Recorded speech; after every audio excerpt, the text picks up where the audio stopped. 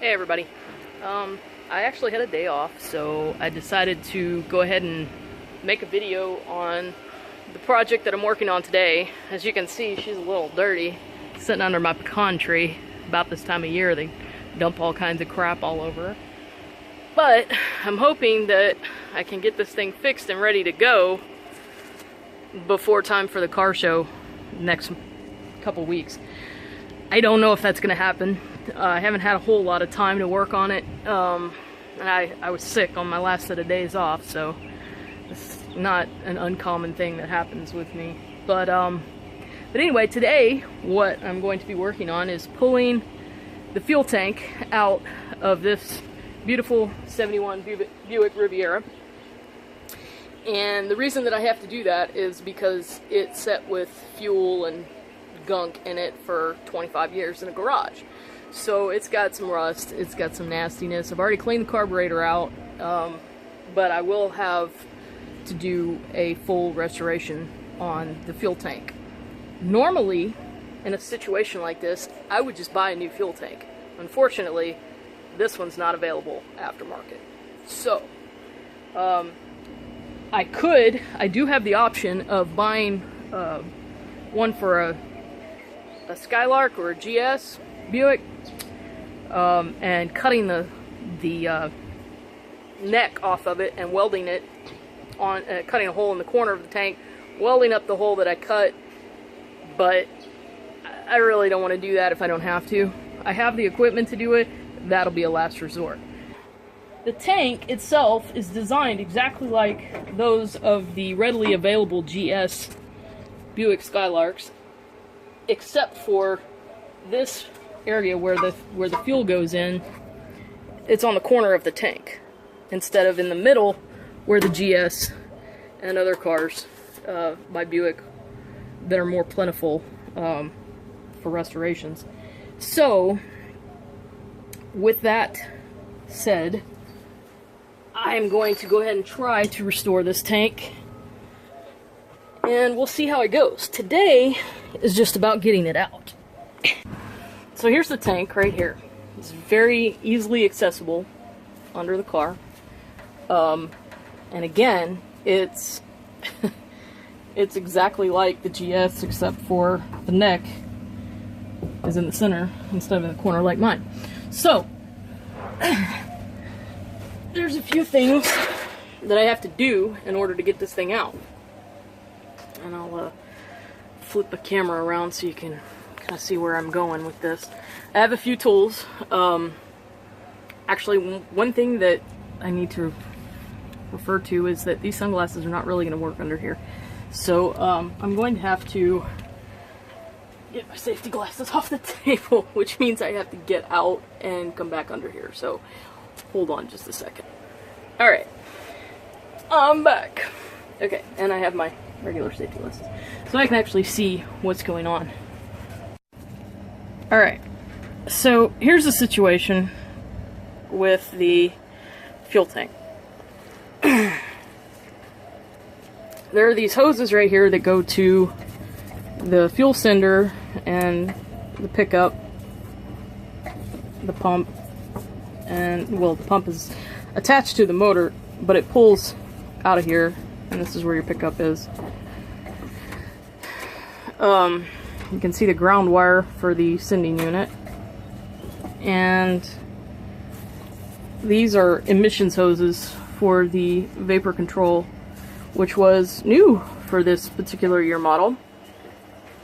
I've already pulled this one off, and you can see they have these little spring clamps here, which are kind of a pain in the butt. Now, for illustration purposes, I've already released the bolts here a little bit so that the tank is kind of leaning down so I can get to these hoses. See, there's a tank strap here and a tank strap here. I release these two bolts, and there's a hinge point where they come down and allow the tank to lower down. However, before you can start moving things down, you have to get these hoses disconnected or at least ready to be disconnected as the tank comes out. This tank still has fuel in it. I tried pumping it out and I couldn't get my my siphon to work, so, and I'm not sucking on a hose full of gasoline. That's just stupid. I know that's the old way to do it, but it's toxic and it's disgusting. So so I'm just going to drop the tank with the fuel in it for now. One of the tricks that you can do when doing this job is, in this situation, I'm going to be replacing a lot of these rubber components. So rather than fighting with trying to get them off of the tank, what I'll end up doing is just taking a pair of cutters here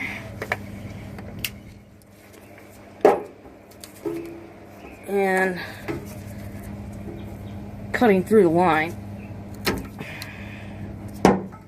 and hope that I don't get fuel all in my mouth, because that would negate the whole situation of not sucking through the siphon hose. Alright. I mean, it doesn't make any sense to pull your fuel tank without replacing your rubber hoses. I mean, that's just not... It's stupid to do all that work and then have your lowest common denominator being your old dry rotted fuel hoses that start to leak, and then you have fuel vapors in the car, you have fuel leaking out, it's bad for the environment, and yada yada yada. It's all just better to go ahead and replace those hoses, since this is going to be out anyway.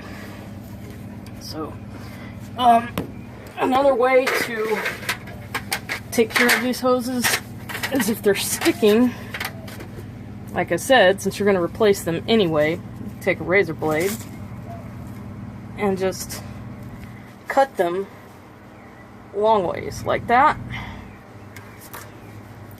And then you can just kind of peel the hose off, rather than fighting with it. I didn't make a deep enough cut, so I gotta cut it again. If I can just pick up. Hang on a second. I can't get a grip on my razor blade. Alright. Stuck on the concrete. Okay, here we go. Sorry. Don't mean to be making anybody dizzy. But a very sharp, very new razor blade. And I just cut her just like that.